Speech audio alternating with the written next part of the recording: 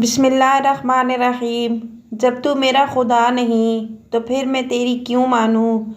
دہلی کی جامع مسجد میں ایک مرتبہ ایک بزرگ فجر کی نماز کے بعد سیڑھیوں پر بیٹھ گئے اور یہ کہنے لگے، تو میرا خدا نہیں، میں تیرا بندہ نہیں، پھر میں تیری کیوں مانوں۔ دیکھنے والے لوگ کہنے لگے کہ یہ کافر ہو گئے، کسی نے کہا پاگل ہو گئے۔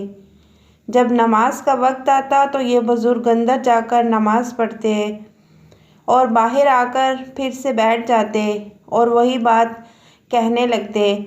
مغرب کے قریب ایک شخص کا وہاں سے گزر ہوا تو وہ ان کی بات سن کر کھڑا ہو گیا اور پوچھا کہ حضرت، یہ تو کا مخاطب کون ہے اور یہ بات آپ کس سے کہہ رہے ہیں؟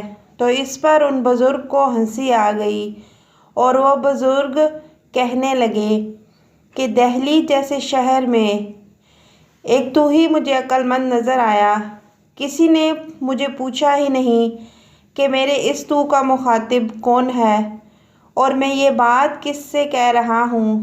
خود ہی اپنی طرف سے سمجھ لیا کہ میں اپنے اللہ تعالیٰ سے بات کہہ رہا ہوں، حالانکہ میں اپنے اللہ سے یہ نہیں کہہ رہا ہوں۔ پھر اس شخص سے کہنے لگے کہ تو نے بڑی عقل مندی کا کام کیا ہے کہ مجھ سے پوچھ لیا۔ دراصل میرا مخاطب میرا نفس ہے اور میں اپنے نفس سے مخاطب ہوں کہ اے نفس، تو میرا خدا نہیں ہے اور میں تیرا بندہ اور غلام نہیں ہوں، اس لیے میں تیری کیوں مانوں، میں تو اپنے اللہ کی مانوں گا۔ اس نے کہا کہ یہ بات آپ کیوں ارشاد فرما رہے تھے؟